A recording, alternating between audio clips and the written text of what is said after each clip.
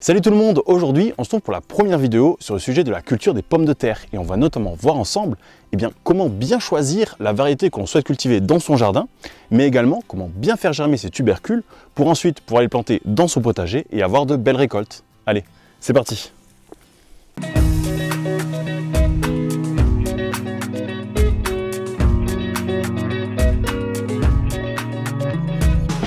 Tout d'abord, il faut savoir que la pomme de terre est une culture vraiment très simple au potager. Et je dirais même que c'est un des légumes, voire le légume le plus simple à cultiver.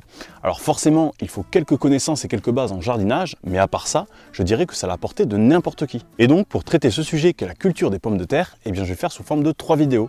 La première, c'est celle que vous regardez, et comme je vous dis précédemment, on va parler de comment bien choisir les variétés qu'on va cultiver dans son potager, mais également comment faire germer les pommes de terre pour ensuite réussir la culture. La deuxième vidéo, quant à elle, on va tout simplement parler de la suite, à savoir la préparation de la zone de culture, puis la plantation des tubercules. Et enfin, la troisième et dernière vidéo, elle va parler de comment réussir la culture des pommes de terre dans son intégralité. Donc forcément, elle résumera un petit peu les 2 premières vidéos, pour ensuite parler de l'entretien, notamment du butage, du désherbage ou de l'arrosage des plants, pour ensuite aller vers la récolte, puis le stockage des pommes de terre.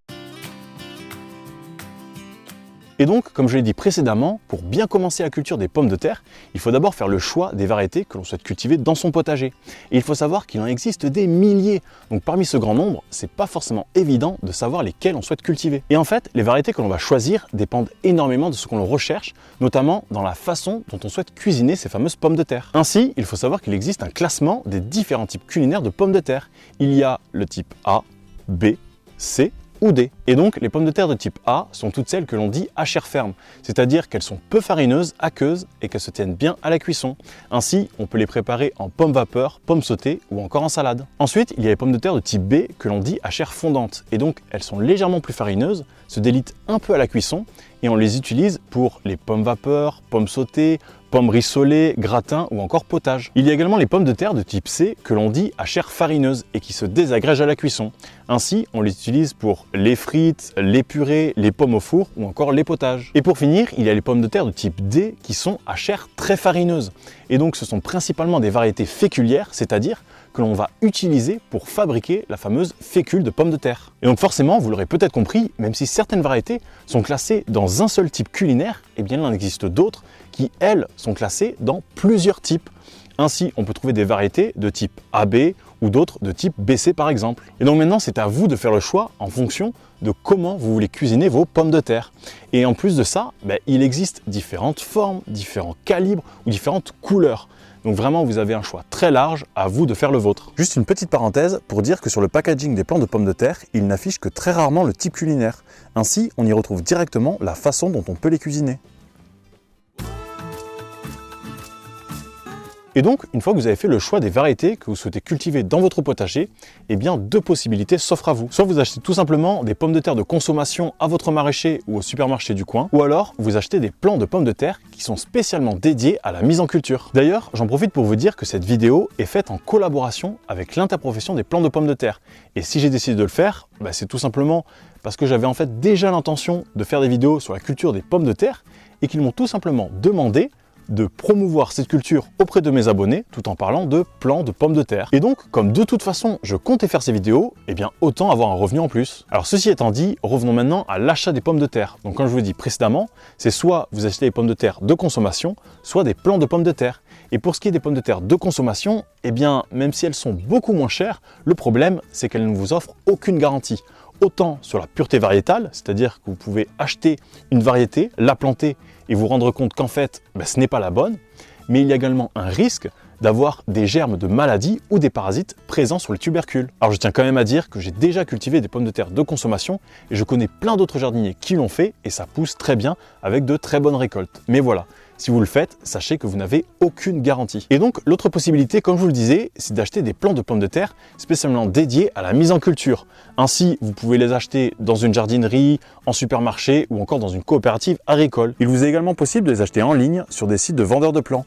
D'ailleurs, je vous conseille de ne pas trop tarder à en acheter, car sinon vous risquez de ne plus en trouver dès le mois d'avril. Et là, vous vous retrouverez avec une garantie grâce notamment au certificat phytosanitaire. Ce certificat vous garantit donc que les tubercules sont indemnes de maladies, parasites et que la pureté variétale est bien respectée. Donc forcément, vous l'aurez compris, si l'on s'applique dans la culture de ces tubercules, il y a vraiment très peu de chances qu'il y ait le moindre souci si l'on prend des plantes de pommes de terre avec ce fameux certificat phytosanitaire.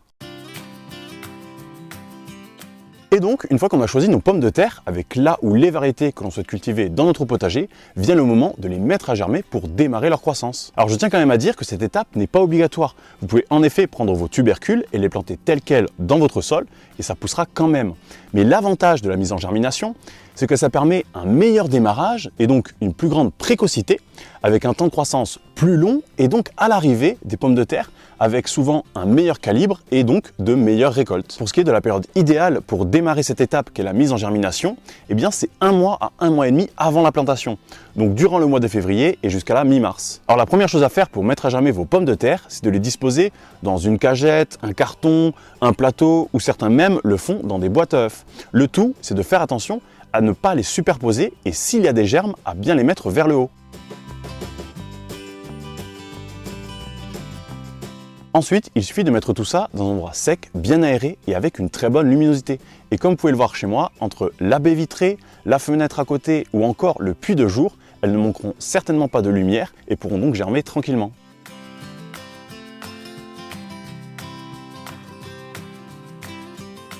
Alors pour ce qui est de la température idéale, il faudrait qu'elle soit comprise entre 10 et 15 degrés. Donc si vous pouvez le faire, tant mieux. Mais sinon, sachez que la température ambiante de chez vous, c'est-à-dire entre 19 et 20, fonctionne également très bien. Alors sachez qu'il est également possible d'acheter des plants de pommes de terre directement dans une cagette ou dans un carton.